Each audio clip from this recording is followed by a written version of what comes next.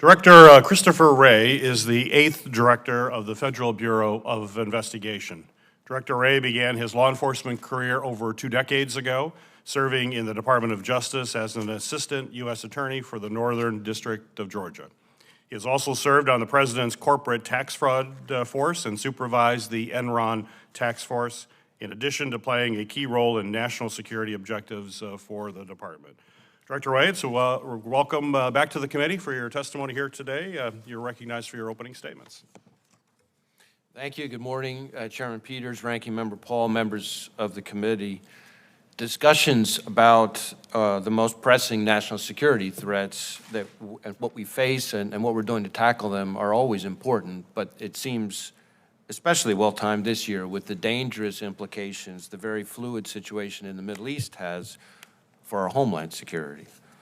The reality is that the terrorism threat has been elevated throughout 2023, but the ongoing war in the Middle East has raised the threat of an attack against Americans in the United States to a whole nother level. Since the horrific terrorist attacks committed by Hamas against innocent people in Israel a few weeks ago, we've been working around the clock to support our partners there and to protect Americans here at home. We assess that the actions of Hamas and its allies will serve as an inspiration, the likes of which we haven't seen since ISIS launched its so-called caliphate several years ago. In just the past few weeks, multiple foreign terrorist organizations have called for attacks against Americans and the West. Al-Qaeda issued its most specific call to attack the United States in the last 5 years. ISIS urged its followers to target Jewish communities in the United States and Europe. Hezbollah has publicly expressed its support for Hamas and threatened to attack U.S. interests in the Middle East. And we've seen an increase in attacks on U.S. military bases overseas carried out by militia groups backed by Iran. Here in the United States, our most immediate concern is that violent extremists, individuals or small groups, will draw inspiration from the events in the Middle East to carry out attacks against Americans going about their daily lives. That includes not just homegrown violent extremists inspired by a foreign terrorist organization, but also domestic violent extremists targeting Jewish or Muslim communities. We've already seen that with the individual we arrested last week in Houston who'd been studying how to build bombs and posted online about his support for killing Jews. And with the tragic killing of a 6-year-old Muslim boy in Illinois in what we're investigating as a federal hate crime.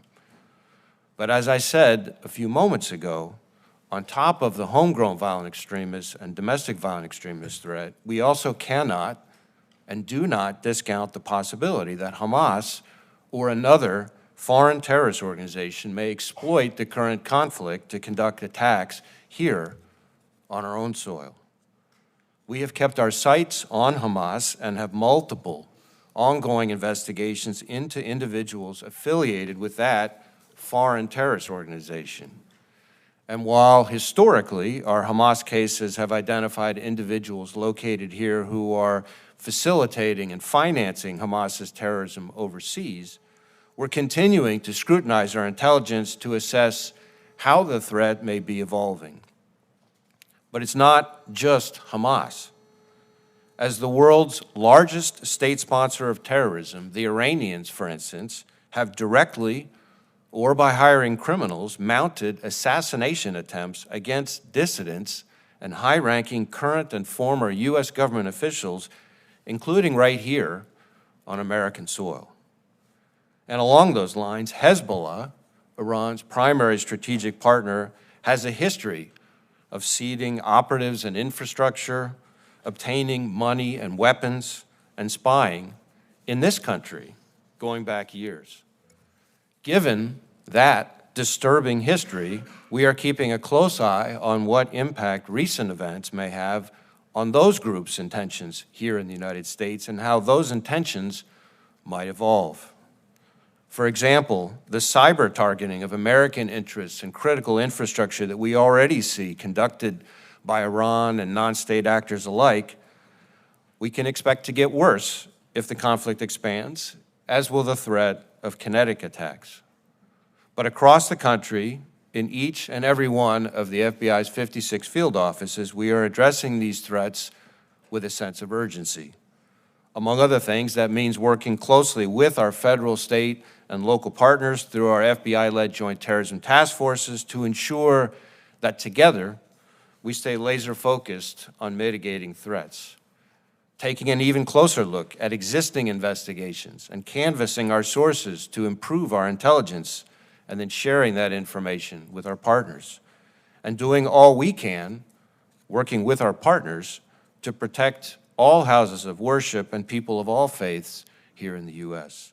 Bottom line, we're going to continue to do everything in our power to protect the American people and support our partners in Israel.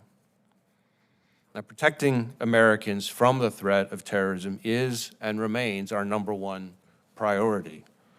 But as you all know, the range of threats we battle each and every day is enormous. From cyber attacks to economic espionage to violent crime and narcotics trafficking and everything in between. And none of the problems we tackle is getting any easier.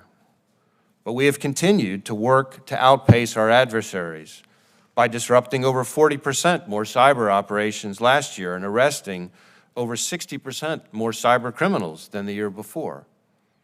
We're aggressively working to protect America's economic security from China's relentless efforts to steal our innovation and intellectual property, with around 2,000 active investigations across all 56 FBI field offices.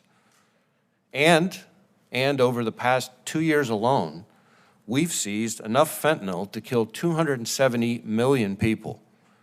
That's more than 80% of all Americans. Now, I am incredibly proud of the FBI's 38,000 skilled and dedicated professionals who tackle these complex challenges to protect their fellow Americans, which leads me to my final point. I think it is our shared responsibility to make sure that the FBI's men and women have the tools they need to keep us all safe. And indispensable in that toolkit against foreign adversaries are the FBI's FISA 702 authorities. It would be absolutely devastating if the next time an adversary like Iran or China conducts a major cyber attack, we don't see it coming because 702, one of our most important tools, was allowed to lapse. Or with everything going on in the world, imagine if a foreign terrorist overseas directs an operative to carry out an attack here on our own backyard, but we're not able to disrupt it because the FBI's authorities have been so watered down. So I'm happy to talk more about all the things the FBI has done in the last few years to make sure we are good stewards of our vital 702 authorities. But I want to close by thanking you again for having me here today, and I'm happy to answer any questions that you have.